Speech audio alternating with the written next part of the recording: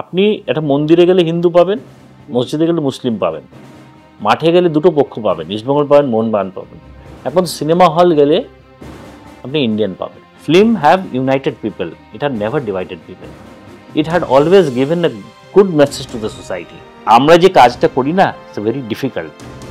আপনি যখন পরীক্ষা দেন, আপনার পরীক্ষার খাতাটা একটা প্রফেসর চেক করে। আমাদের কিন্তু উই আর জাজ বাই দ্য মাস। আমি হয়তো বিলিভ করতাম যে আমি যেই ফিল্মটা করবো that will give me identity, not much money. দুটো হয়, একটা লোকে see film is not about only about entertainment, film is also art and culture. আমার বিশ্বাস একটা ভালো ডিরেক্টর কোনো খারাপ স্ক্রিপ্টকে ভালো না করে করবে না, এবং একটা খারাপ ডিরেক্টর বা নন ট্যালেন্টেড ডিরেক্টর যদি হয়, তাকে একটা ভালো স্ক্রিপ্ট দিলেও সে তার 12টা বাজিয়ে দেবে। সত্যি কথা, আমার কোনোদিন এক্সপেকটেশন হয়নি যে আমি একদিন হিন্দি সিনেমা করবো, বাট আমার ওই এক্সপেকটেশন আছে যে আমি বাংলা সিনেমাটা হিন্দি সিনেমার মতো করবো।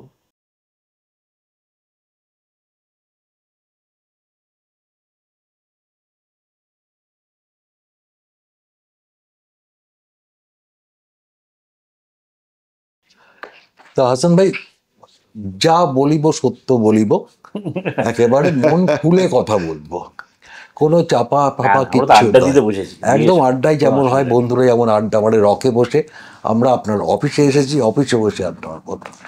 একটা লম্বা জার্নি, একটা কেশব সেন স্ট্রিট থেকে পার্ক সার্কাস, সেন্ট জেমস থেকে সেন্ট জেভিয়ার্স, সেখান থেকে ব্যবসা, তারপরে ফিল্ম, একটা জার্নিটা বিশাল একটা। তা আমরা যদি পার্ট পার্ট করে যদি আসি, এই রোডটাকে, রোড ম্যাপ যদি আমরা বলি, সেই রোডটাকে ছোট করে যদি বলে, সেন্ট স্ট্রিট থেকে সেন্ট জেমস ওয়াজ কিড টু টিনেজার, যদি আমি বলি ওই বয়সটা,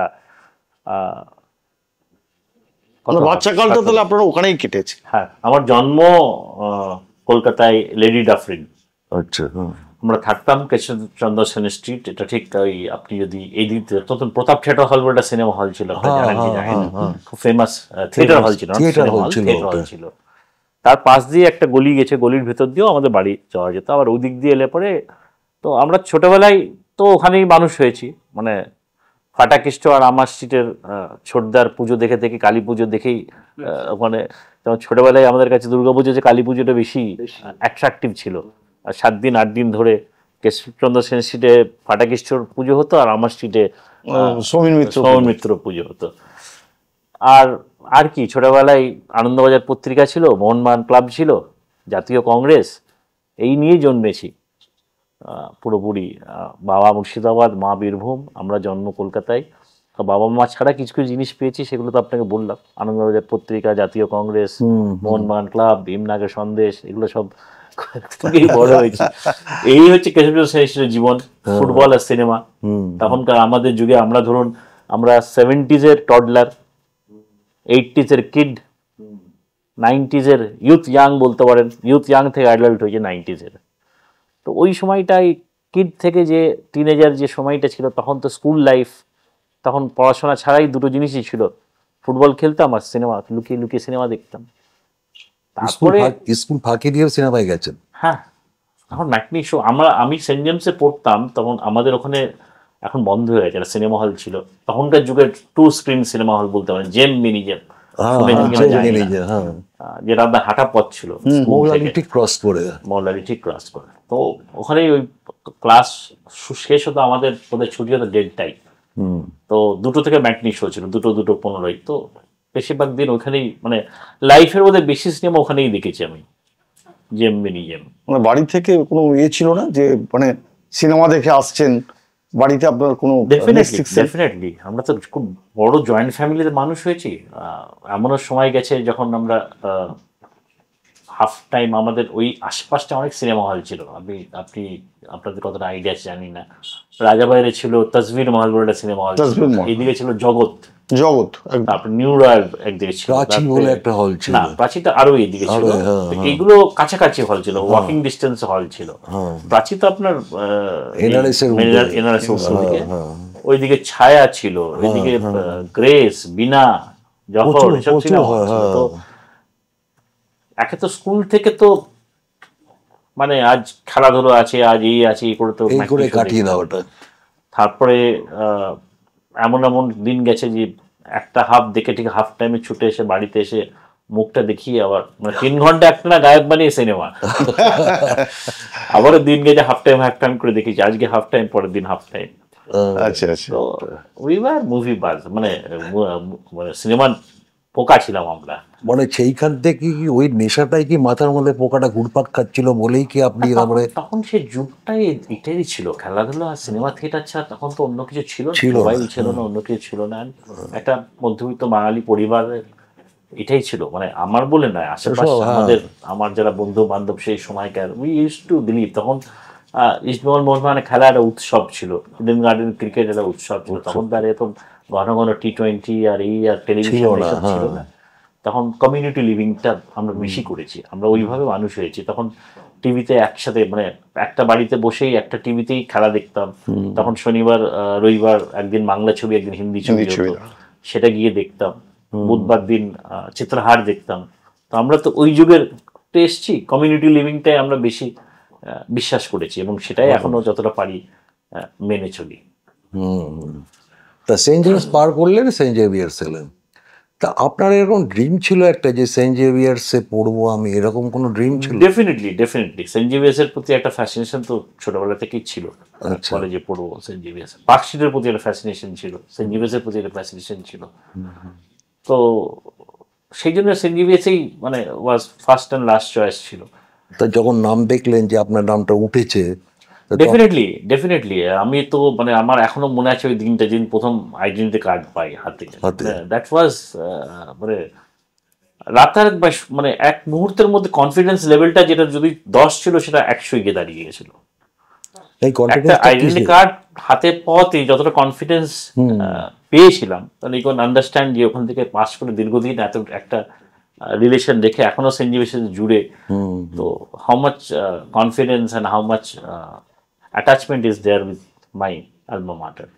আচ্ছা, এই যে সেন্ট জেভিয়ার্স মানে 75% অ্যাটেন্ডেন্স, মানে প্রচুর কড়া, মানে প্রচুর মানে টাফ একটা বলা যেতে পারে, যে মানে কি বলবো, যে পড়াশুনোর প্রতি ওখানে প্রচন্ড চাপ দেওয়া থাকে। অ্যাটেন্ডেন্স 75% অ্যাটেন্ডেন্স সব জায়গায় নিয়ম, সেন্ট জেভিয়ার্স যেটা মানে বাকি কলেজগুলো মানে না, দিস ইজ ডিফারেন্ট। না, আপনি যেখানে এই যে হাফ টাইম কেটে সিনেমা দেখছেন, করছেন, মানে একটু খেলার প্রতি, এইটা ছিল বেশিরভাগ স্কুল লাইফ অব্দি, ক্লাস 12 অব্দি। College was different, college is totally অন্য একটা, মানে কলেজ দেখুন, কলেজটা যদি আপনি ওইভাবে ধরেন, college is not only about degree, college is also about learning values and discipline of year life. এটা তখন হয়তো বুঝিনি, পরে বুঝেছি। একটা জেন্ট্রিটা ম্যাটার করে, আমি কোন জেন্ট্রির সঙ্গে বড় হলাম। সো সেটা আই ওয়াজ ফরচুনেট যে সেন্ট জেভিয়ার্সে ঢুকে আমি অনেক কিছু পেয়েছি, যেটা আপনাকে একটু আগে বলেন, the confidence, I have learn the values of life, I have learn how to be discipline, humility কী জিনিস, হাম্বলনেস কী জিনিস, তো এইগুলো অনেক কিছু শিখেছি। এবং একটা জিনিস জেনে রাখবেন যে আমরা যখন কলেজে ভর্তি হয় তখন আমাদের বয়স হার্ডলি কত, 18, 19, 17 থেকে 19, that you are a teenager. When you come out, 21 কি 22 বছর বয়স, দেন ইউ আর অ্যাডাল্ট। এবং স্বাধীন, কলেজ মানে স্বাধীন আমরা বুঝি। তো এই 3-4 বছর ম্যাটার করে, আপনি কোন কলেজে পড়ছেন, কি জেন্ট্রির সাথে বড় হচ্ছে। সেক্ষেত্রে আমি বলবো I was lucky enough to have been in that college. Saint Xavier's তো কোয়েট কলেজ, আফটারনুনটা কোয়েট, সকালটা বিকম সেকশনটা সকালেরটা ছেলেদের শুধু, বাকিটা। লাভ কি ওখান থেকেই আপনার জীবনের শুরু? মানে ডেফিনেটলি সেখান থেকে শুরু। আমার এখন আমার বউ, একই কলেজ, একই ব্যাচের, আমরা একই সময়, ও ইংলিশ অনার্স ছিল, আমার পলিটিক্যাল সায়েন্স ছিল। আচ্ছা, আপনি মানে কলেজে ঢোকা মানেই একটা মানে অ্যাংরি ইয়ং ম্যান একটা ইমেজ হয় ছেলেদের মধ্যে। আমি সামনে হাত বাড়ালেই আমার মেয়ে বন্ধুদেরও দেখতে পাচ্ছি, পার্ক স্ট্রিট বিশাল বড় ব্যাপার, সেখানে এটা একটা অ্যাংরি ইয়ং ম্যান বলতে গেলেই সেই সময় অমিতাভ বচ্চনের কথাই আসে। অনেকেই গেছে সেখানেই, সুযোগ পেলে অমিতাভের বই দেখতে পেতে আসে। তা আমরা শুনেছি যে আপনিও নাকি অমিতাভের স্টাইলে তাকে নাকি অ্যাপ্রোচ করেছেন। ভীষণ ফ্যান অমিতাভ বচ্চন, আমি গ্রো আপ, আমরা বড়ই হয়েছি এক্স্যাক্টলি ওই সময়টাতে, সিনেমা দেখি বড় হয়েছে। তাহলে আপনি ম্যাডামকে যে অ্যাপ্রোচটা করলেন কি বচ্চনের স্টাইলে? না, কিছুটা বলতে পারেন, তাই বচ্চনের স্টাইলে কিছুটা maybe the under the influence of alcohol বলতে পারে। So that was long time. কি হয়েছিল, ওটা কি ঘটনাটা কি হয়েছিল, মানে কিভাবে করলেন আপনি এটা? কিভাবে করলাম মানে কি, এটা কোন একটা বুধবারের দিন ছিল তো। It was college, definitely I was in my first year or second year. তো আমি কলেজে জেনারেল সেক্রেটারি ছিলাম, আমি স্টুডেন্টস ইউনিয়নের I was the general secretary. সেটা সেকেন্ড ইয়ারে? সেকেন্ড ইয়ারে। আর অ্যাপ্রোচটা কি ফার্স্ট ইয়ারে? তো স্বাভাবিক একটু, যেহেতু রাজনীতি করতাম, করতাম, লোকজন বন্ধু বান্ধব সবসময় আড্ডা, আমাদের বাঙালি যা হয়, তো তখন সন্ধ্যেবেলায় আমরা এই বিয়ার খেতাম বা একটু হুইস্কি খেতাম। তো ওই এক সময় তারপরে যা হয়, খাবার পরে একটা বন্ধুর গাড়ি ছিল, ড্রাইভ করে, তখন ড্রাইভ মানে ওই তখন তো এত বড় বাইপাস ছিল না সল্টলেক, তো আমার বউ তখন সল্টলেকেই থাকতো। আচ্ছা। তো তারপরে গাড়িটা নিয়ে গিয়ে বাড়ির সামনে দাঁড় করিয়ে নেমে আর কি শরাবি অমিতাভ বচ্চন স্টাইল বলা, এই আর কি। আপনি কি বাড়িটা চিনতেন আগে থেকে? আচ্ছা আচ্ছা। সেইখানে গাড়ির সামনে নেমে আই লাভ ইউ করে চিৎকার একেবারে। তা আপনার বউ কি দেখেছিল আপনি চাইছেন? না, তখন চিত্রহার চলছিল, কিন্তু আমার আওয়াজটা শুনতে পেয়েছে, মানে খুব তো মানে তখন নিরিবিলি ছিল, মানে এটা 91। তো that time Salt Lake was not the Salt Lake as usual. আপনি এখন দেখেন 30-35 বছর আগে সল্টলেক তখন শেয়াল ডাকতো, তখন কোনো কিছু পাওয়া যেত না। তো ইট ওয়াজ কোয়াইট লাউড, মানে ওটা কোঅপারেটিভ বিল্ডিং ছিল, মানে আশেপাশে অন্য ফ্ল্যাটের সবাই শুনেছে। হ্যাঁ, তো আপনি আওয়াজটা শুনে বারান্দায় এসছে, ততক্ষণে আমাকে আবার বন্ধু বান্ধবের গাড়িতে তুলে দিয়েছে, বসিয়ে দিয়েছে। তো এই যে সেদিনের ঘটনা ঘটলো রাতে, তারপরে ম্যাডামের সঙ্গে যখন দেখা হলো কলেজে, তা ম্যাডাম আপনাকে কিছু বলেছিল না? জিজ্ঞেস করেছিল, কালকে কি তুই ছিলিস? তখন তুই গাড়ি করে কথা বলতাম, মানে হ্যাঁ ছিলাম। তো তাতে কি খুব ভালো মানে অ্যাপ্রোচ ভাবেনি যে আমি হ্যাঁ মানে বলে দেবো সরাসরি যে হ্যাঁ ছিলাম, আপনি পাশ কাটিয়ে যাবেন। তো সেটা হয়তো তখন এক্সপেক্ট করেনি যে আমি I will be so loud and clear. না, আপনার কি তখন একটা এম ছিল যে বিয়ে করলে একেই করবো? আর ডেফিনেটলি দেখুন, আমাদের সময় প্রেমই ছিল, আমাদের প্রেম করতাম এই ভেবে যে বিয়ে করবো বলে। এখনকার মতো তো নয় যে প্রেম করলাম, প্রেম করে লিভ টুগেদার করলাম, তারপরে ভাববো যে বিয়ে করবো কি করবো না। দ্যাট ওয়াজ আ ডিফারেন্ট এরা, that was thinking was different. তখনকার আমাদের থিঙ্কিং অন্য, এখনকার থিঙ্কিং অন্য। এখন তো হোয়াটসঅ্যাপে প্রেম, আমরা চিঠি দিয়ে প্রেম করতাম, আমাদের ওয়াজ ডিফারেন্ট। স্যার, একটা জিনিস জানতে চাইছি যে আপনি এখনো সেন্ট জেভিয়ার্সের অ্যালুমনি অ্যাসোসিয়েশনের সেক্রেটারি, আগে জিএস ছিলেন, এখনো এই যে মানে সেন্ট জেভিয়ার্স কলেজটার প্রতি কি মানে আপনার প্রচন্ড ভালোবাসা, যে মানে ওই কলেজ থেকে যেন আপনি ছেড়ে চলে আসতে চাইছেন না? মানে যে আমি আসতে চাইও না, that college have a big impact in my life. প্রথম কথা, দেখুন আমি রাজনীতি পড়াশোনা ওখানে করেছি, দ্যাট ইজ ডিফারেন্ট থিং। রাজনীতিটা ওখানে করেছি, আমি জিএস ছিলাম। আমাদের কলেজে কিন্তু কোনো পলিটিক্যাল কালারের রাজনীতি হয় না, দ্যাট ইজ ভেরি টাফ। মানে আমি যদি আজকে ভাবি আমি পুরো কলেজে জিএস হব, সেটা কিন্তু হাসানের নিজস্ব যোগ্যতাই হতে হবে, মানে প্রত্যেক ক্লাস থেকে আমার লোককে জিতিয়ে আনতে হবে, তারা আমাকে জেতাবে। ইট ওয়াজ নট দ্যাট ইজি যে আমি এসএফআই এর ব্যানারে বা কোনো ব্যানারে আমি জিতলাম। তো ইট ওয়াজ, তো ওখানে রাজনীতিতে আমরা স্টাফ ওখান থেকে যারা আমাদের সময় যারা করেছে, it was not that easy politics. এবং আমাদের ওখানে তুমি কেন দাঁড়াচ্ছ সেটা তোমাকে কিন্তু সবার সামনে স্পিচ বলতে হতো, মানে অ্যান্ড সেন্ট জেভিয়ার্সে সবাই বুদ্ধিমান ছেলে। সো ওটা শিখেছি। তারপরে the person whom I love the most, I got her from there. And third and the foremost হচ্ছে the touch of the fathers. ওদের যে ইমপ্রেশনটা আমার জীবনে আছে, বিভিন্ন ফাদার যারা আমাকে পড়িয়েছেন বা যাদের সান্নিধ্যে আমি এসেছি, তাদের অনেকটা ইনফ্লুয়েন্স আমার উপর আছে। সে আমি I born in a Muslim family, বিয়ে করেছি হিন্দু ব্রাহ্মণকে, আমার বিজনেস পার্টনার, লাইফ পার্টনার 90% বন্ধুই হিন্দু। সারা জীবন পড়েছি Christian মিশনারিতে। I have a different take on life. আমার চিন্তাধারা, আমার ভাবনা চিন্তা বলুন বা আমার approach to the world is in a different way. যেটা আমার মনে হয় প্রত্যেক ভারতীয় সেটা হয়। আমরা ঈদ বা দুর্গাপুজো বা ক্রিসমাস যেসব বাঙালিরা আমরা একইভাবে এন্থ্রো নিয়ে করি, এবং অন অ্যান অ্যাভারেজ আপনি দেখবেন যে কোনো ইন্ডিয়ান 3টে ল্যাঙ্গুয়েজ বলেই দেয়, তার মাতৃভাষা ইংলিশ এবং হিন্দি। তো আমি ফরচুনেট যে আমি এইভাবে বড় হয়েছি। আমার স্কুলের সময় তাদেরকে খুব মিস করি, একটা কমিউনিটিকে আমি খুব মিস করি, অ্যাংলো ইন্ডিয়ান কমিউনিটি। আমাদের সেন্ট জেমসে একটা large number of Anglo Indian community ছিল, পার্সি কমিউনিটি ছিল, তাদের সাথে বড় হয়েছে। তো এখন না তারা নেই, অনেকটা বেশিরভাগই মাইগ্রেট করে চলে গেছে। তো এইটা হচ্ছে বিউটি অফ ক্যালকাটা আপনি বলতে পারেন। আচ্ছা হাসান স্যার, আপনার এই প্রডিউসারের জীবন মানে জার্নিটা কিভাবে শুরু হলো, মানে আপনার কিভাবে এই লাইনে আপনি এলেন? That's a long story. মানে একটু আগে বোধহয় আপনার অফ ক্যামেরা আপনাকে অনেকটাই বলেছি। না তবুও আপনি মানে মানুষ তো সব শুনতে চায় আপনাদের কাহিনী।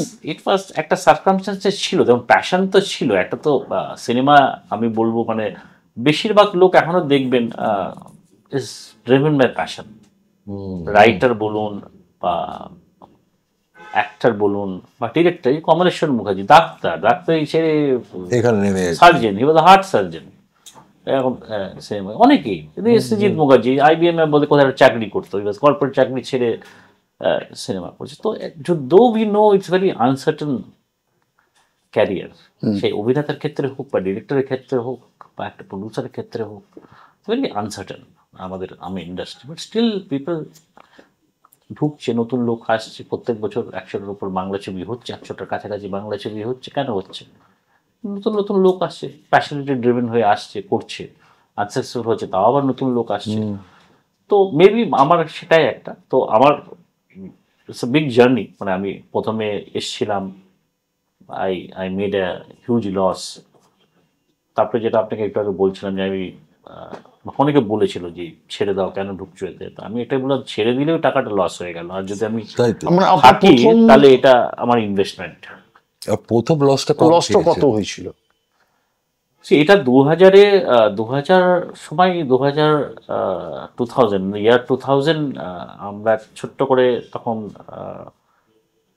ভাবছিলাম কি করব না করব, এরকম একটা সময়। I come from leather background, তো ট্যানিং, তখন বাবার ব্যবসার সঙ্গে ছিলাম। তো ওই সময়টা একটা খারাপ সময় যাচ্ছিল ট্যানারি, মানে we were on the shifting. মানে গভর্নমেন্ট আমাদের বলছে তোমরা অন্য জায়গায় শিফট করো, আমরা বলছি থাকবো। তো industry was on a very ডামাডোল একটা। তো তখন আমার এক বন্ধু ছিল, সে হঠাৎ একদিন গল্প কি করি হঠাৎ বললো এখন যাত্রা, তারপরে সিরিয়াল, এইসব প্রচুর পয়সা। তো অ্যাক্সিডেন্টলি আমাকে ডিরেক্টরের সাথে পরিচয় করিয়ে দেয়। সে আমাকে বলে যে একটা টেলিফিল্ম করো, একটা বাজেট দেয়। তো তার 3 গুণ হয়ে যায় শেষ করার পরে। তারপরেও এমনই এক কোয়ালিটি তৈরি করে, সে কোয়ালিটি চ্যানেল বললো টাকা দিলেও আমি চালাবো না। হ্যাঁ, আমি স্লট বুক করি, তখন ওদের 10,000 টাকা নিত 1 ঘন্টার একটা স্লটের জন্য। তো ওরা দেখার পর বললো এটা এমনই এক মানে প্রোডাক্ট আপনি বানিয়েছেন যে পয়সা দিলেও আমরা চালাবো না, মানে বিলো স্ট্যান্ডার্ড আর কি। তারপরে আই থট যে maybe let's try to do a film, because টেলিভিশনের একটা কিছু প্রোডাক্ট বললে I am dependent on the television, তারা নেবে কি নেবে না, কিন্তু it's more of A job work. ভাবলাম যে আমি সিনেমা দেখি। তো তারপরে সিনেমায় হাত দিলাম। সিনেমা হাত দেওয়ার পর আমি খুব বেশি হলে 10% পয়সা ফেরত পেয়েছিলাম। আমি আর যাচ্ছি না কি সিনেমা করেছি না করেছি, তো বিরাট লস। তো তখন আমি বুঝলাম যে সিনেমা পকেটে টাকা থাকলে বাড়িতে বসে সিনেমা বানানো যায়, কিন্তু অভিজ্ঞতা না থাকলে সিনেমা থেকে টাকা ব্যবসা করা যায় না। তো for that you need to learn. কেন মানে ক্রিয়েটিভ ওয়ার্ল্ড আর business world of film industry totally different set of people, different set of mind, মানে তাদের সাথে কোনো যোগাযোগ নেই। And if you want to be successful, তো you have to know both. মানে আমি সিনেমাটা তো লোকের ভরসায় বানিয়ে নিলাম, কিন্তু ব্যবসাটা নিজের কারো ভরসা করা যাবে না। তো ওইটা মাথায় রেখে তখন আমি আস্তে আস্তে অন্য কাজ শুরু করলাম, ইভেন্ট করতে শুরু করলাম, কর্পোরেট লঞ্চিং শুরু করলাম, কর্পোরেট ফিল্ম বানাতে শুরু করলাম। এই করে প্রায় 10 বছর কেটে গেল। তারপরে 2012-তে শুরু করে প্রথম ছবি 2013-তে রিলিজ করি। ফার্স্ট ছবি কি? ফার্স্ট ছবি রূপকথা নয়। রূপকথা। এই তখন আপনি শিখে গেছেন যে কিভাবে আর্টিস্টের সঙ্গে কথা বলতে হয়, ডিরেক্টরের অনেকটা। ওই যে 2000 বা 2001 যেটা ছিল প্রায় 10 তার থেকে ততদিন ইন্ডাস্ট্রিও অনেকটা চেঞ্জ হয়ে গেছে, রিফাইন্ড হয়েছে, অনেক শিক্ষিত লোক, অনেক লোক তারা আসতে শুরু করেছে, প্লাস একটা পরিচিত হয়ে গেছিল, মানে অনেকে ফিল্ম আছে যাদেরকে আমি পরিচয় হয়ে গেছিল, যাদেরকে আমি এখন যারা মানে সিনেমা তাদের সাথে করছি, কিন্তু তাদেরকে আমি চিনি before I join the film industry. তখন তারাও একটা ভরসা দিল, তারপরে শুরু করলাম। তারপরে ইট ওয়াজ গুড এক্সপিরিয়েন্স। 2012-13 থেকে থিংস ওয়ার ডিফারেন্ট। তখন প্রথম ছবির ডিরেক্টর কে ছিলেন? অতনু ঘোষ। অতনু ঘোষ ছিলেন। অরিন্দম শীল আপনার বন্ধু ছিল তো? Arindam Sil one of the person who brought me into this industry. Arindam Sil, Debjyoti Mishra, এদের প্রচন্ড ইনফ্লুয়েন্স আছে আমার উপর, হ্যাঁ, এই ইন্ডাস্ট্রি জয়েন করার জন্য। দেবুদা বলতোই সবসময় দেখা হলে 2007-08 থেকে বলতোই, তোর এবার সিনেমা একটা কর। ওনাদের সঙ্গে আলাপটা আপনার ওই সেন্ট জেভিয়ার্স থেকে? দুজনের সাথেই আলাপ আমার সেন্ট জেভিয়ার্স থেকে। অরিন্দম দা আমার সিনিয়র ছিলেন অনেক, অ্যালুমনাই সূত্রে আলাপ। দেবুদার সাথেও আলাপ হয়েছিল একটা প্রোগ্রাম নিয়ে করতে। তো আই থিঙ্ক প্রায় 20-25 বছরের আলাপ দুজনের সাথে। তো দেবুদা ইনফ্যাক্ট আমার প্রায় 8টা ছবিতে মিউজিক দিয়েছেন। আচ্ছা স্যার, একটা জিনিস জানতে চাইছি যে অপরাজিত, পদাতিক, মহানন্দা, ময়ূরাক্ষী, এই যে সমস্ত বইগুলো সব প্যারালাল পিকচার্স, আপনারা এই প্যারালাল পিকচার্সের দিকে এলেন কেন?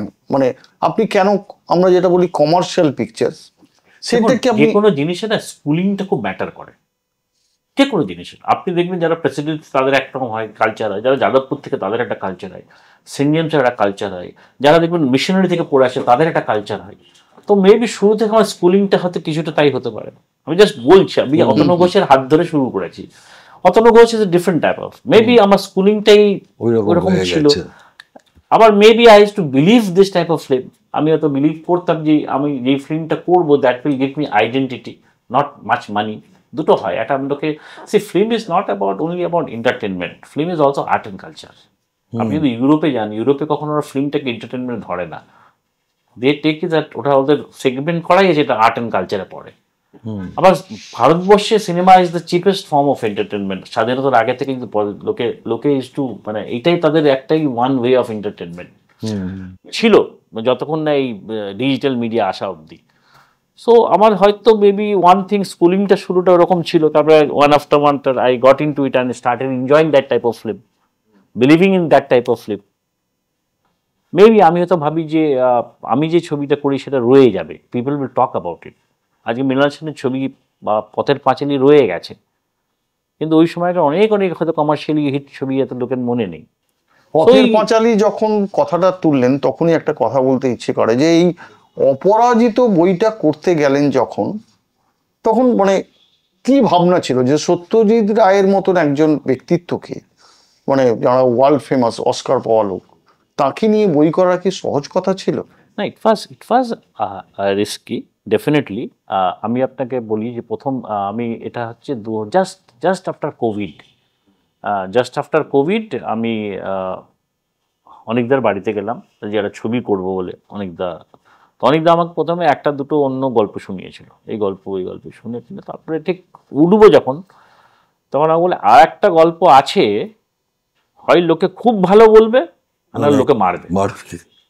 আর সত্যজিৎ রায়ের ট্রিবিউটটাও ছিল। তারপর বললো এই গল্প, হ্যাঁ 2021-এর সত্যজিৎ রায়ের 100 ইয়ার্স ছিল, তো হয় লোকে মানে হই হই করে খুব প্রশংসা হবে, আর তা নালে মানে বিশাল গালি খাবো। তো আমি বললাম যে এইটাই করবো। আচ্ছা, see as a film lover, as a passionate film producer, এটা সত্যজিৎ রায়ের ট্রিবিউট দেওয়ার মতো ছবি যদি একটা আমার হাতে আসতে পারেন, যদি এটা তো আমি ফেলতে পারবো না।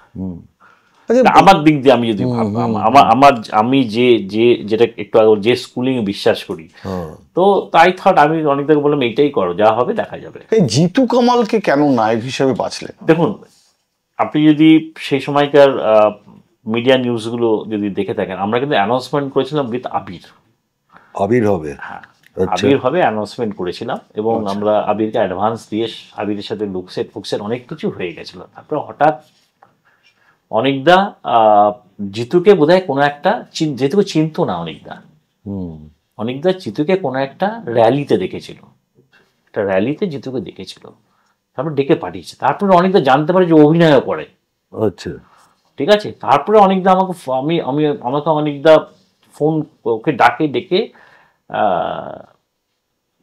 ওর লুক সেট নাই, মানে লুক সেট করে, ওর লুক সেট করার পরে ওই ছবিগুলো ওকে পাঠিয়েছিল জিতুকে। জিতু বলে বাহ ভেরি গুড, সত্যি রায়ের ছবি বলে ওকে বলে ভেরি গুড লিখে পাঠিয়েছে। তখন অনিকদাকে ফোন করে বলেছে, দাদা এটা তোমার ছবি, যেটা আজকে লুক সেট করেছে সকালে। হ্যাঁ, এবং আমার সাথে মোটামুটি 11:30 তোমার ফোন করেছিল, 2:30 অব্দি লড়ে গেছিল যে জিতু কামালকে নিতে হবে, আবিরকে বাদ দিতে হবে। কিন্তু এদিকে আপনার আবিরের সঙ্গে ফাইনাল কথা হয়ে গেছে। আমি ভাবছি আবির হলে আমি একটু বক্স অফিস ভালো পাবো, আমার ছবিটা বিক্রি করতে সুবিধা হবে। আলটিমেটলি অনেকবার ডিসিশনই মেনে নিয়েছিলাম 3 ঘন্টা ফোনে কথা বলার পর, অ্যান্ড রেস্ট ইজ হিস্ট্রি। একদম তাই। এই আবিরকে কিভাবে ম্যানেজ করলেন? এই যে আবির ওয়াজ আন্ডারস্ট্যান্ডিং, ডেফিনেটলি তাকে বলা হয়েছিল, একটা চুক্তি সেভাবে হয়নি, অলরেডি অ্যাডভান্স করে দেওয়া হয়েছে, অ্যাডভান্স একটা দেওয়া হয়েছিল, বাট আবিরকে বলা হয়েছিল যে এটা সেটা একটা ডিরেক্টর করতেই পারে, মানে তার যদি মনে হয় ছবি তো শুরু হয়ে যায়নি, it was on the process, but it was very nice of Abir that sportingly জিনিসটাও নিয়েছিল এবং বলেও ছিল বেটার হবে। তো অপরাজিত সাকসেসটা কি মানে আপনার কাছে আনএক্সপেক্টেড না?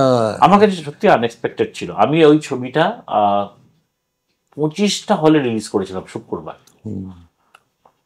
বাই সোমবার প্রায় 65টা হল হয়ে গেছিল, মোর দেন 50%, মানে হ্যাঁ ডাবল 100%।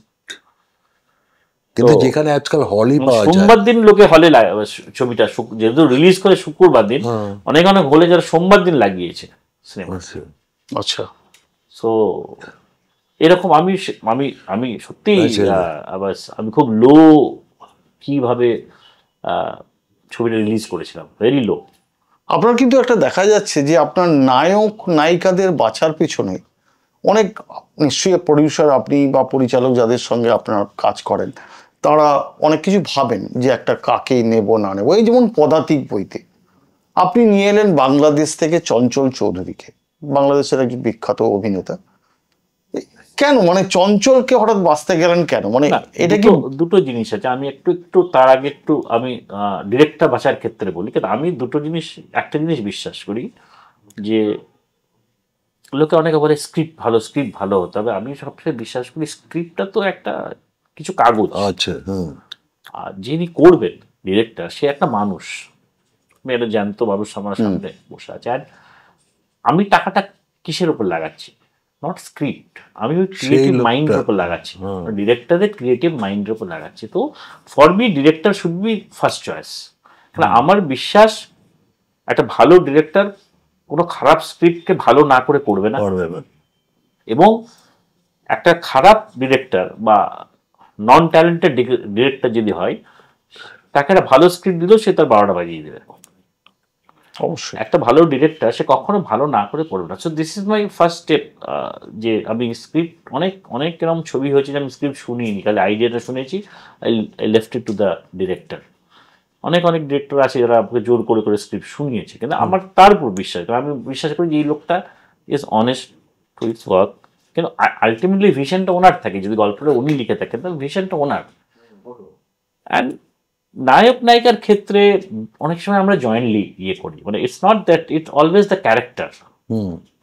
ক্যারেক্টার, কেননা দেখুন আজকে যে একটু আগে আপনাকে এক্সাম্পল দিলাম যে 3 ঘন্টা আমি অনিকদার সাথে লড়াই করেছিলাম, যে অনিকদা বলে আমি জিতে, অনিকদা এই অবধি বলেছিল যে এর রেমুনারেশনও আমি দেবো, যদি তোমার ছবি হয় আমি টাকা দেবো, মানে হি ওয়াজ সো মাচ কনভিনিয়েন্স। তো ডিরেক্টরের একটা থাকে, মানে আমার মনে হয় এই কাজটা প্রডিউসারের চেয়ে ডিরেক্টরের বেটার। মানে ধরুন আমি একজনকে গল্প লিখতে দিলাম বা একজনকে ক্যামেরা করতে দিলাম, আমি কেন তাকে দিলাম? সে আমার চেয়ে বেটার জানে বলেই তো। অবশ্যই। তো তার সাজেশনটা এন্ড অফ দ্য ডে আমি তাকে সাজেশন দিতে পারি, ডিসিশনটা আমি তার রাখি। তো এই আমার সব ডিরেক্টরের ক্ষেত্রে তাই করি, যে ডিসিশনটা আলটিমেট ডিসিশনটা তার হয়। তো এইটা একটা কারণ।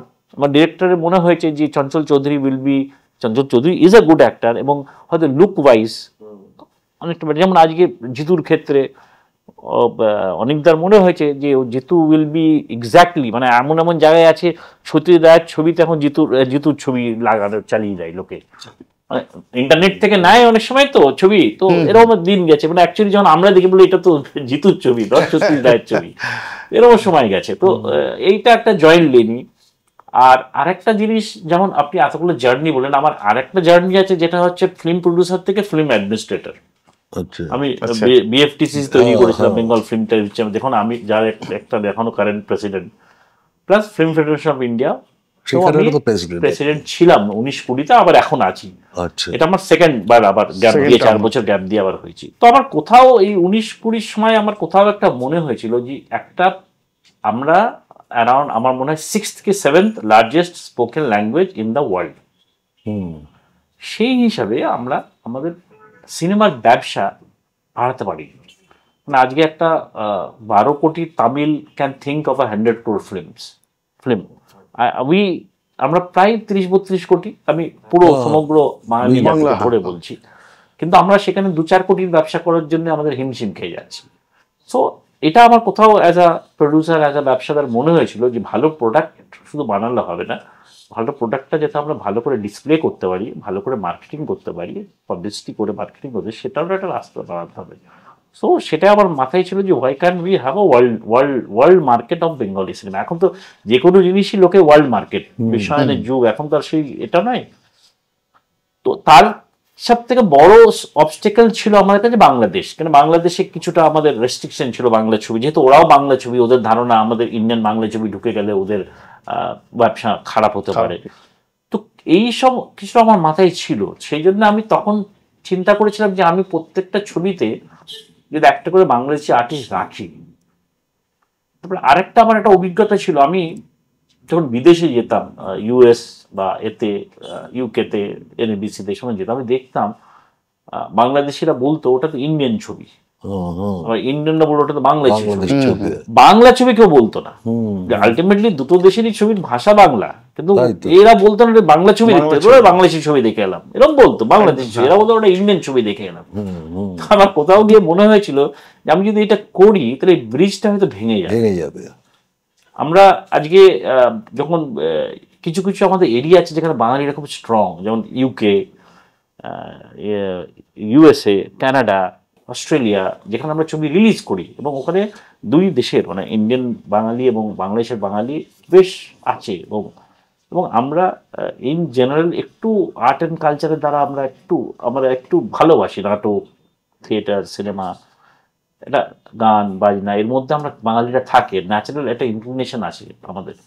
তো তখন আমার মনে হয়েছিল যদি এটাকে দুটোকে যদি আমি instead of going for a joint production, যার অনেক ঝামেলা ছিল, আমাদের যদি বাংলাদেশের একটা ক্যারেক্টার থাকে, আপনি এই জন্য পরপর দেখবেন আমি হুব্বা, একই বছর হুব্বা করেছি, পদাতিক করেছি, অপূর্ব এসেছিল আমার চালচিত্রতে, এই যতকাণ্ড কলকাতাতেই আবার আছে, নসভা আছে।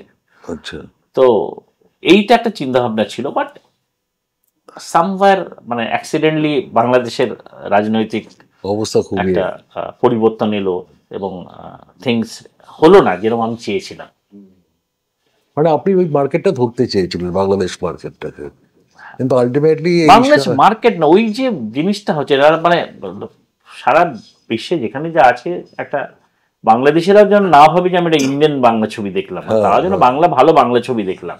ওরা থাকলে ওদের মধ্যে ওই জিনিসটা, মানে আমি দেখেছিলাম যে ওই ওন করা, you have to own certain thing. তো আপনি যদি এটাকে আমার না ভাবেন, আমি যদি একটা বাঙালিরা আমরা আবেগে তো চলি, আমরা কি ভাবি এটা আমাদের ছবি, মানে কখন দিই বাংলা কলকাতার বাংলা ছবি হলো আর ভাবি এটা আমাদের ছবি। ওই জিনিসটা যদি আমি না আনতে পারি বাঙালিদের মধ্যে, তাহলে তো আমি এটা বাংলা ভাষায় ছবি করছি, ডেফিনেটলি আমরা ছবিটা করছি বিশ্বাস সবার জন্য, কিন্তু প্রাইমারিলি আমার কাস্টমার কারা, বাঙালি। আমি যদি বাঙালি জাতি ধরি তাহলে তো বাংলাদেশটা বাদ দিতে পারবো না, কিন্তু মেজরিটি তো বাংলাদেশ, 60% তো আমার মনে হয় ওই দেশের বাঙালি। আচ্ছা, যত কাণ্ড কলকাতায় যখন বললেন, আপনার শার্টটাও দেখছি যে যত কাণ্ড কলকাতায় লেখা শার্ট, এটা তো আপনার পুজোর সময় রিলিজ করছে। তো মানে এই বইটা করার পিছনে আপনার চিন্তা ভাবনাটা কি ছিল? না, এই ছবিটা it's a tribute to Feluda. যেমন Aparajito was a tribute to Satyajit Ray, this is a tribute to Feluda and also tribute to Kolkata. আচ্ছা। এবং this is the two reason, because আমি কলকাতাকে সবসময় ভাবি আমার গার্লফ্রেন্ড, ভালোবাসি আমি নিজের শহরকে। আমি 6-7 দিনের বেশি বাইরে থাকলে আমার ভালো লাগে না। ফিরে চলে আসি। তো আমার একটা অনেক দিনের ইচ্ছা ছিল sir, film that will be a tribute to my city where I belong. নামটা যত কাণ্ড কলকাতা, কিন্তু অ্যাকচুয়াল সত্যি আমরা বলেছি যত কাণ্ড কাঠমান্ডুতে। বেসিক্যালি ওটাই আমাদের ভেতরে বসে গেছে। সেটা হট করে এই কলকাতাতেই, এটাতে একটা কিরকম একটা যেন মনে হয় যে এটা, আমি তো প্রথমেই বললাম, আপনি যে ছবিটার এখন টিজার আমরা লঞ্চ করেছি, গান লঞ্চ করছি, আপনি ছবির মধ্যে অনেক কিছুই পাবেন that you will remember about Satyajit Ray and Feluda. নামটা শুধু নয়, ছবির বানানোর প্যাটার্ন বা ছবির মিউজিকের প্যাটার্ন বা ছবির গল্পর প্যাটার্ন, যদি আপনি দেখেন ছবিটা, তো আপনার কোথাও না কোথাও ওই নস্টালজিয়া থাকবে। এই যে তোপসেকে নিয়ে নিয়ে আসা বা দর্শকদের মধ্যে ফেলুদাকে আবার নতুন করে পরিচয় করানো, এগুলোর আপনার বইগুলোর মধ্যে থেকে যেন মনে হচ্ছে কোথাও না কোথাও একটু ব্যতিক্রম থাকছে। এটা না, you have to understand one thing, আজকে things are changing very rapidly. আমরা যখন ছোটবেলায় ছিলাম তখন আমরা একটা সিনেমা দেখতাম নায়ককে ভেবে, যে অমিতাভ বচ্চনের ছবি এলো, রাজেশ খান্নার ছবি, উত্তম কুমারের ছবি।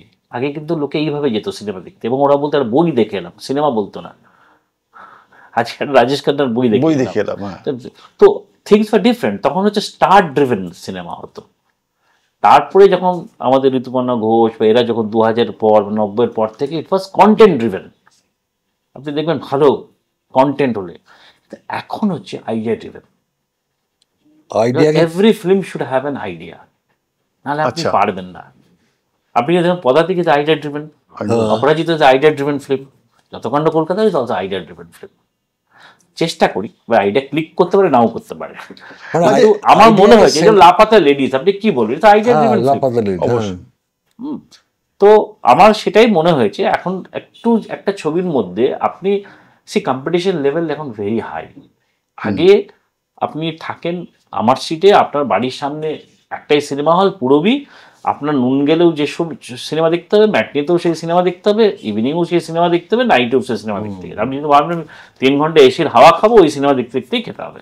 তো এখন আপনি যদি মলে ঘুরতে ঘুরতে একটা মাল্টিপ্লেক্সে যান, আপনার কাছে প্রথম কথা 3টে ভাষার আসবে অপশন, ইংলিশ, বাংলা, হিন্দি। তারপর আপনি ভাবলেন না, আমি আপনার মধ্যে ওই চেতনা ডাকলো যে আপনি বাঙালি, বাংলা ছবি দেখবেন। তারপরে গিয়ে দেখছেন কৌশিক গাঙ্গুলি আছে, সৃজিত আছে, অনিক দত্ত আছে, আপনি দেখবেন তো একটা। অবশ্যই। তাহলে কম্পিটিশন লেভেলটা ইজ অনেক হাই এখন। এবার আমার ছবিটা কেন দেখবে? প্রথম কথা তো সেই দর্শকটা আমার ঢোকাতে হবে আমার ছবিতে। তারপরে তো 2 ঘন্টা দেখার পরও বলবে ভালো না খারাপ। কিন্তু what is that will draw audience to my film and not to their film.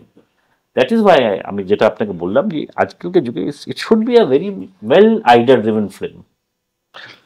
হাসানবাবু, একটা জিনিস জানতে চাইছি যে আপনি সত্যজিৎ রায়কে নিয়ে বায়োপিক বলতে গেলে তৈরি করে ফেলেছেন, আপনি মৃণাল সেনকে নিয়ে পদাতিক তৈরি করে ফেলেছেন। ঋত্বিক ঘটক বা উত্তম কুমার, এদেরকে নিয়ে কি আপনার কোনো চিন্তা ভাবনা আছে?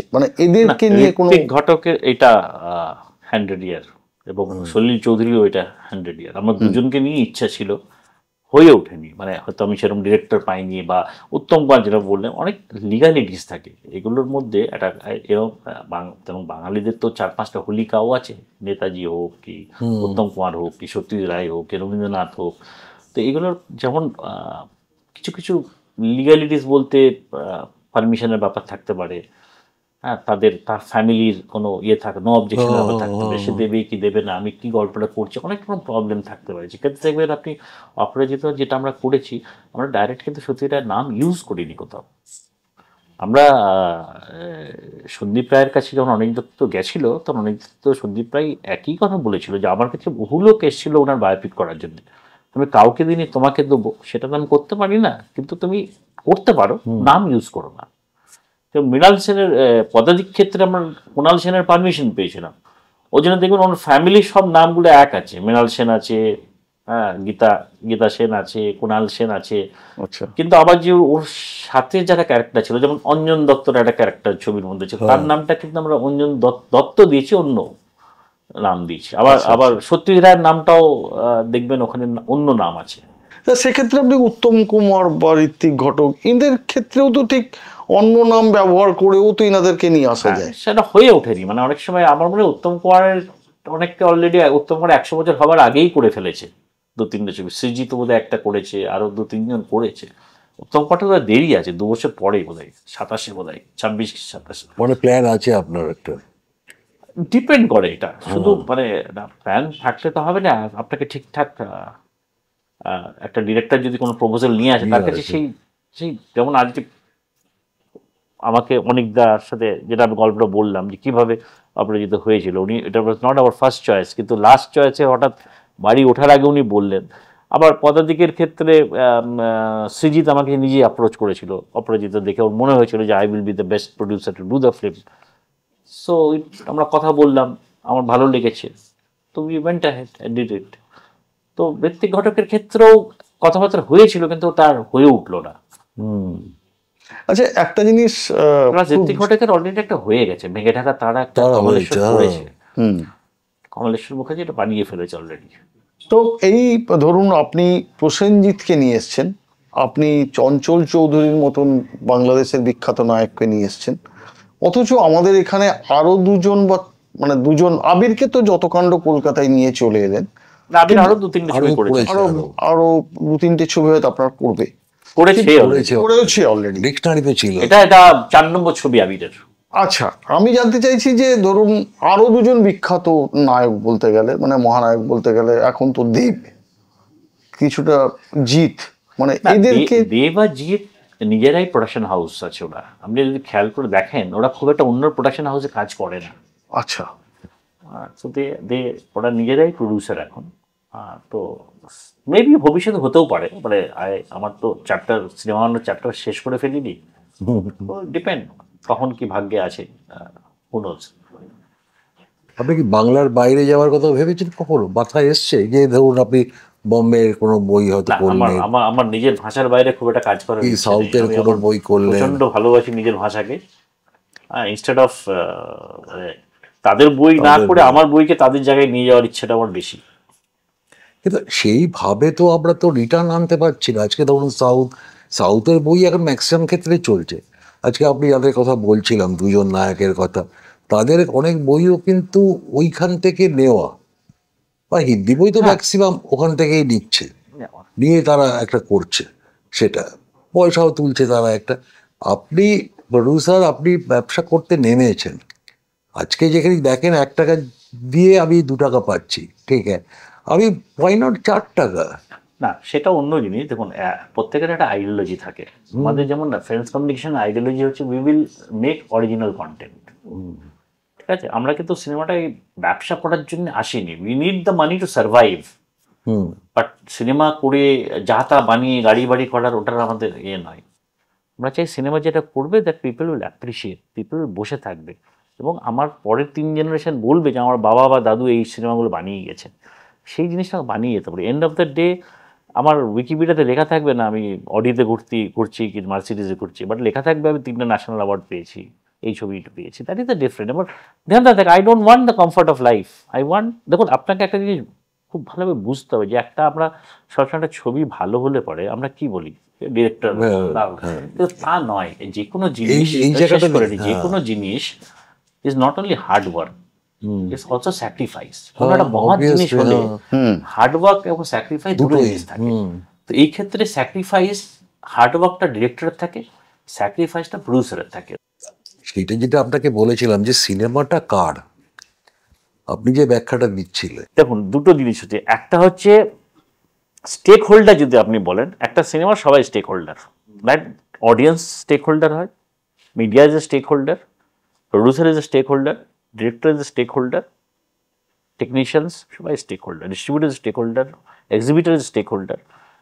সবাই যদি আপনি একটা সিনেমা দেখুন, খেলা যেমন হয়, চেস একরকম খেলা, ফুটবল একরকম খেলা। Chess is a individual game, ঠিক আছে? Football is a team game. You need 11 player. Cinema is a team, তো সেই যদি আপনি বলেন স্টেক হোল্ডার সবাই থাকে, বাট আপনি যদি মালিকানা যদি আপনি বলেন একটা who is definitely producer is the soul, exactly owner of the film, কিন্তু কিন্তু তার নামেই সেন্সার হয়, তার নামেই রয়ে যায়। ডেফিনেটলি একটা ডিরেক্টর বা আর্টিস্ট আমরা অ্যাপ্রিসিয়েট করি, but end of the day they are hired for that work on a commercial terms and condition, যে তোমার এই সার্ভিসের জন্য এন্ড অফ দ্য ডে কি একটা ডিরেক্টরকে আমরা এগ্রিমেন্ট করি, তুমি এই সার্ভিসটা দিচ্ছ, তার বদলে আমি তোমাকে এই টাকাটা দিচ্ছি। অ্যাক্টরকেও সেটা বলি, তুমি অ্যাক্টর, তোমার প্রফেশন অ্যাক্টর, মানে you are giving the service of acting to me, I am paying for that, তো you are appreciated for your work. মানে আজকে যেমন আমার যদি কোম্পানিতে 5 জন চাকরি করে, একজন যদি খুব ভালো পারফরমেন্স করে, I will appreciate, but company তার হয় না, he is part of the company, part of the family member, but owner একটাই থাকে, দ্যাট ইজ দ্য প্রডিউসার। আচ্ছা আজান সাহেব, প্রসেনজিৎ, সৌমিত্র চট্টোপাধ্যায়, আবির চট্টোপাধ্যায়, এদের সঙ্গে আপনি কাজ করেছেন, মানে কার সঙ্গে কাজ করে খুব মজা পেয়েছেন? মানে ধরুন আপনাকে যদি বলা হয় যে আপনার 3 জন নায়ক কি 4 জন নায়ক হয়তো একই রোল করার মতন এরা যোগ্য, কিন্তু আপনি 4 জনের মধ্যে দেখা গেল যে ওকেই বাঁচবে, মানে দেখুন একটা তো আর্টিস্ট তো ক্যারেক্টার অনুযায়ী বাছা, ঠিক আছে, সেটা আলাদা। বলুন হিউম্যান বিইং হিসাবে আমি বলছি, তখন সবাই দে আর অল ইকুয়ালি গুড। এবার এক একজনের এক একটা গুডনেস আছে। যেমন আমি ধরুন বোমবাদার কথা যদি বলি, বোমবাদার কাছ থেকে অনেক কিছু শিখেছি আমি।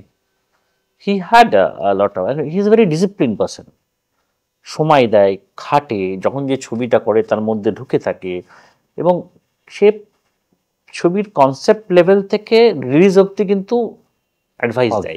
আচ্ছা, সেটা দেয়, সেটা আমি আমি আমি দুটো ছবি করেছি, I have seen, and he is very dedicated, very hard working person. তো এই যে সৌমিত্র চট্টোপাধ্যায়কে তো আপনি দেখেছেন এতে, মানে সৌমিত্রদাকে কেমন, মানে সৌমিত্র চট্টোপাধ্যায়কে আমি যখন দেখেছি তখন তো মানে he is owner hey days গুলো পার করে, মানে স্টার হিসাবে হে ডেজ, বাট অ্যাক্টর তো উনি শেষ জীবন অবধি ছিলেন। বাট অনেকে অনেক কিছু ওনার সম্বন্ধে হয়তো বলেন, সেটা তার এক একজনের একটা সার্কামস্টেন্সেস থাকে, কিন্তু he was extremely good to me.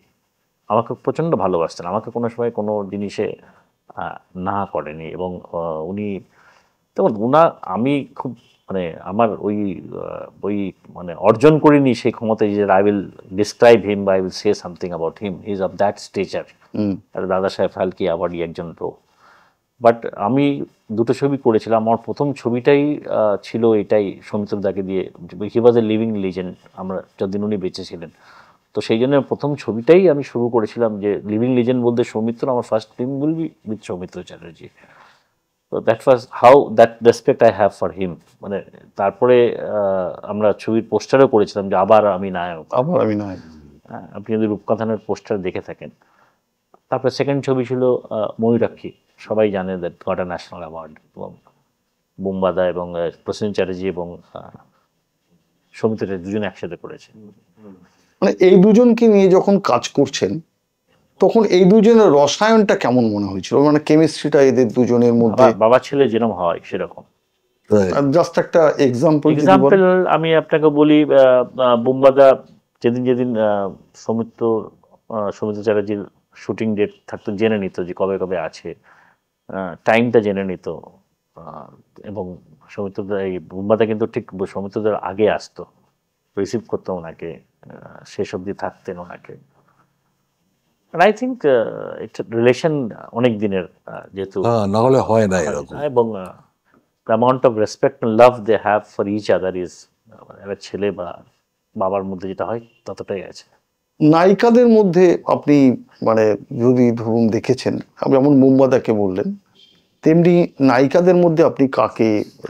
অনেকেই আমার সাথে অনেকেই একাধিক কাজ করেছে, একটা দুটো কাজ তো করেনি, কিন্তু যখন আমার সাথে সেরকম ভাবে কারোর কোনো বিটার এক্সপিরিয়েন্স না, বিটার নয়, মানে ধরো বিটার এক্সপিরিয়েন্স আমাকে সবাই আমার সাথে যেরকম প্রসেনজিৎকে আপনি মনে রাখছেন, সৌমিত্র চট্টোপাধ্যায়, এরকম কোন নায়িকার কোনো ঘটনা মানে আপনার কি টাচ করেছে আপনাকে?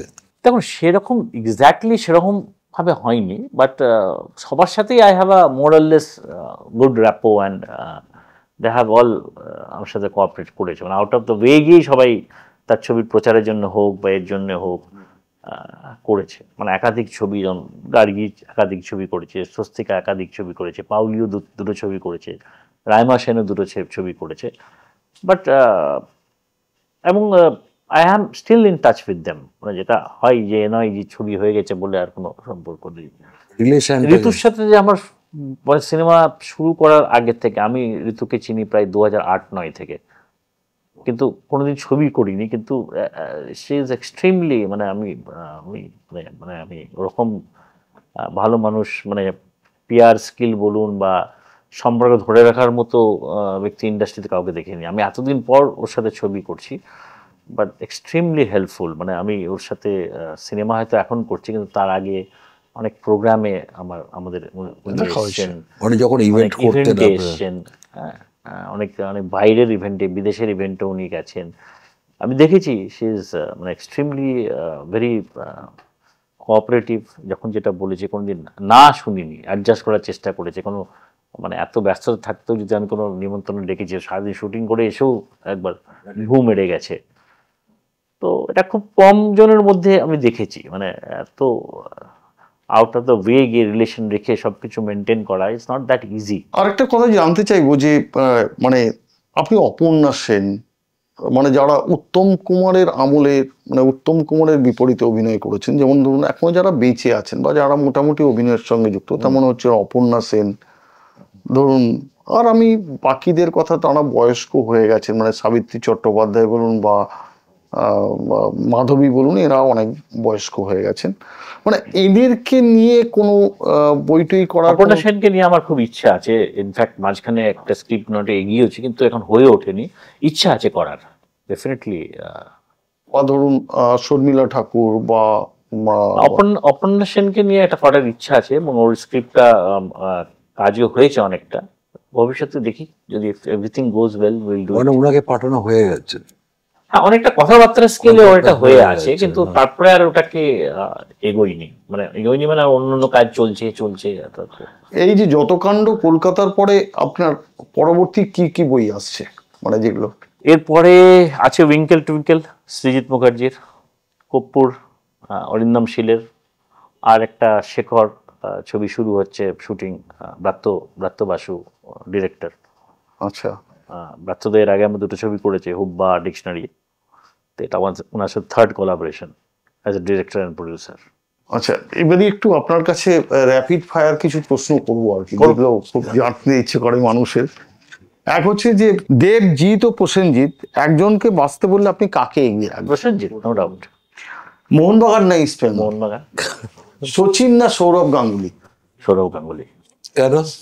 সৌরভ গাঙ্গুলি, হ্যাঁ, তিনটে আছে। সৌরভ গাঙ্গুলি আমার চেয়ে 1 বছর জুনিয়র ছিল কলেজে, সেন্ট জেভিয়ার্স, হ্যাঁ, Bangali. Second thing, he was a very successful captain, no doubt about it. শুধু ক্রিকেটার নয়, সচিন টেন্ডুলকার মেবি ওনার চেয়ে অনেক বড় ক্রিকেটার, বাট নেতা হিসাবে কিন্তু সৌরভ গাঙ্গুলি মাচ বেটার দেন সচিন টেন্ডুলকার। লিডার হিসাবে, ক্রিকেট মাঠে একটা লিডারও দরকার লাগে। অবভিয়াসলি। ফুটবল না ক্রিকেট? ফুটবল। বলিউডে গেলে পছন্দের হিরো হিরোইন কে হবে? অমিতাভ বচ্চন, রেখা। পছন্দ। আচ্ছা, ফিল্ম প্রডিউসার না হলে কি হতে? বিজনেসম্যান, ওই ডেফিনেটলি। লেবার, সে বিজনেস এখন যে কোনো জিনিসই হতে পারে, ডেফিনেটলি। ফিল্ম প্রডিউসার না হলে ব্যবসার মধ্যেই থাকতাম। আপনার পছন্দের সিনেমা? অনেকগুলো আছে, যদি 3টে বলেন পরপর, 1 নম্বর, 2 নম্বর, 3 নম্বর। আমার প্রথম পছন্দের সিনেমা হচ্ছে দিওয়ার। বচ্চন, অমিতাভ বচ্চনের। আচ্ছা, অনেকবার, কতবার দেখেছি আমি নিজেও জানি না। শোলে নয়? তারপরে শোলে, মানে ওই আছে, মানে একটা দুটো ছবি তো হিরোইন করা ইজ ভেরি ভেরি টাফ। আর থার্ড? তো আমার সব নিজের ছবিগুলো সব ভালো লাগে সব থেকে বেশি। এখন নিজের ছবি বানানোর পর তো নিজের ছবিগুলো বেশি ভালো লাগে। যেমন আমার নিজের ছবির মধ্যে অ্যাবি সেন আমার খুব প্রিয় ছবি, সাহেব বিবিগুলো আমার খুব প্রিয় ছবি। আপনার তো প্রায় 15টা ছবি না 16টা? 20টা হয়ে গেছে, প্রায় 16টা 17টা রিলিজ করে ফেলেছি, 3টে হাতে আছে। তো এই মধ্যে আপনাকে যদি 3টে বই বাঁচতে বলা হয়, যে আপনি আজ দর্শক, মানে আপনি প্রডিউসার নন, তাহলে আপনি নামগুলো বললাম, একটা অপরাজিত, সাহেব বিবি গোলাম, অ্যাবি সেন। অপরাজিত 1 নম্বরেই থাকবে। ময়ূরাক্ষী, অপরাজিত 1-2 এর মধ্যে থাকবে, আর তারপরে অ্যাবি সেন বা সাহেব বিবি গোলাম। আচ্ছা, কোনো বই তো হয়ে গেল, রিলিজও হলো, বাট জাস্ট রিলিজ হওয়ার আগে প্রোমো হচ্ছে, আপনি তো অনেকবার দেখছেন বইকে, আপনার কখনো মনে হচ্ছে যে না এই জায়গাটা এরকম হলে ভালো হতো না, ঠিক জমলো না, মানে নিজে রিভিউ না, করে? ওটা আমি দেখি না। আমার চিন্তা আমার কাছে যখন প্রোডাক্টটা আসে তখন আমি ওটার উপরে অ্যাসেস করি যে এটাকে এবার কি করা যেতে পারে, হাউ টু প্রমোট। একটা ছবি আসে তো, একটা গান এলো, গানটা শুনে আমার মনে হলো এই গানটা এইভাবে প্রমোট করলে বেটার হয়। কেন দেখুন, খারাপ বার করে ওটা আমার কাজ না, ওটা ডিরেক্টরের কাজ। আমার কাছে যখন প্রোডাক্টটা এসছে, নাও দিস প্রোডাক্ট ইজ মেড, তো আমার কাছে আমি যদি প্রোডাক্টটা দেখি 10টা ভাগে ভাগ করে দেখি যে 3টে প্লাস পয়েন্টের 7 মাইনাস পয়েন্ট আছে, তখন আমি 3টে প্লাস পয়েন্টকে হাইলাইট এমনভাবে করবো যে 7 ঢাকা পড়ে যায়। তো আমি ওইভাবে দেখি না যে কি কমতে, এরম হলে ভালো হতো, ওরম হলে ভালো হতো। জেনারেলি আই ডোন্ট ডু যেটা হয়েছে। কেননা একটা কথা জানেন, আমরা কেউই জানি না যে কি করলে সাকসেস হবে সিনেমাতে। তাহলে টাটা বিড়লা সবাই সিনেমা করতো, তো this is very difficult. So we have to keep on trying, কেন until unless you try you don't know what is hidden in your destiny. হ্যাঁ, মানে মানুষ চেষ্টাটা করতে পারে, কিন্তু তার যে সিনেমা তো আমাকে পড়তে হবে। আমি জানি না, লোকে দেখলে আবার যে আমি আপনাকে বললাম যে আপনারা যেহেতু আমরা এক্সপেক্টই করিনি এই ব্যবসা করে গেছে। কারণ আমার এটা যদি জানতাম যে এইটা যদি ঠিক এরকম ভাবে করে দিই তাহলে চলবে, তাহলে তো সবই হবে। শুধু আমি জানি যে এটা করলে কিছু হবে না, মানে আমার যেটা মনে হচ্ছে যে ঠিক নয়, হয়তো দর্শকের ওইটাই ভালো লেগে গেল। তো it's a glorious game of uncertainty, আমি বলা খুব মুশকিল। আচ্ছা, একটা জিনিস হাসান সাহেব জানতে চাইছি যে আপনি যখন ম্যাডামকে আপনার গৃহবধূ করে নিয়ে এলেন, মানে আপনার সঙ্গিনী বানাবেন, সেই সময় তো আপনি সিনেমায় আসেননি।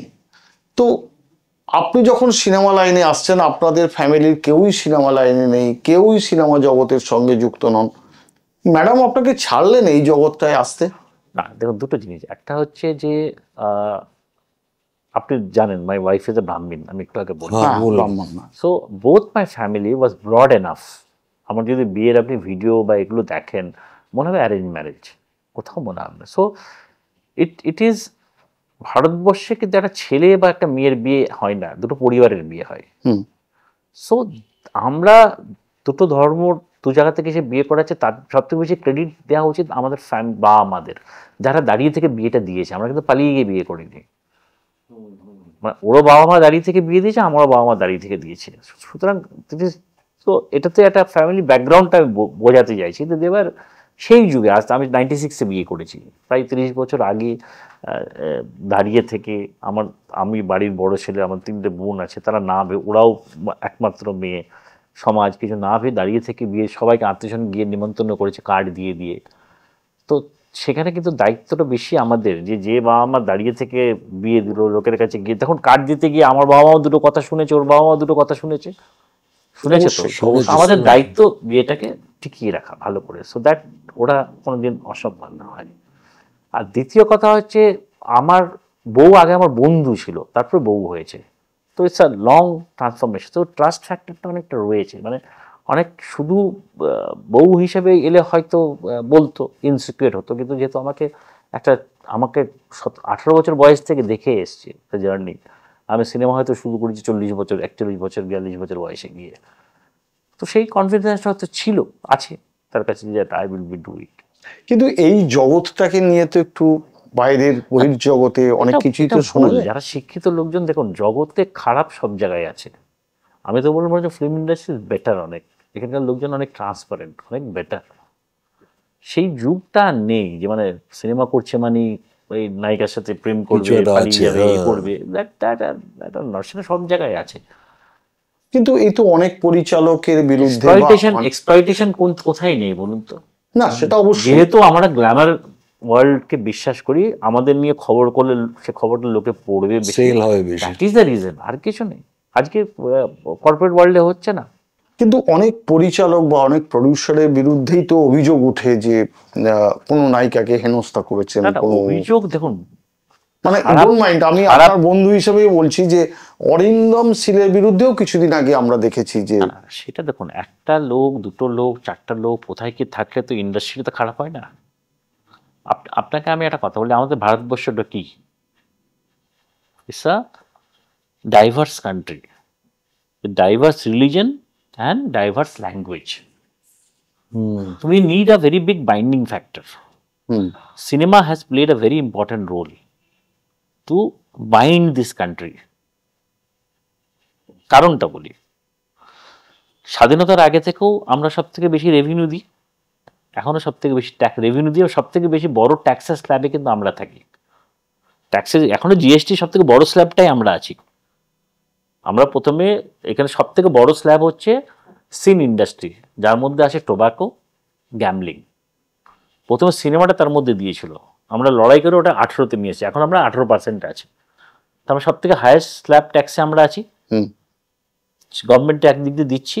এবার যেটা আপনাকে বললাম, how we are helping this nation to grow. আপনি একটা মন্দিরে গেলে হিন্দু পাবেন, মসজিদে গেলে মুসলিম পাবেন, মাঠে গেলে দুটো পক্ষ পাবেন, ইস্টবেঙ্গল পাবেন, মোহনবাগান পাবেন। এখন সিনেমা হল গেলে আপনি ইন্ডিয়ান পাবেন। কোন জায়গায় আছে বলুন যেখানে কোনো পক্ষ পাবেন না বা একটা গোষ্ঠী পাবেন? আপনি সিনেমা হলে গেলে একসাথে কাঁদছে, একসাথে হাসছে, একসাথে হাততালি দিচ্ছে, আপনার পাশে হিন্দু বসে আছে না মুসলিম বসে আছে, গরিব না বড় কিছুই জানেন না।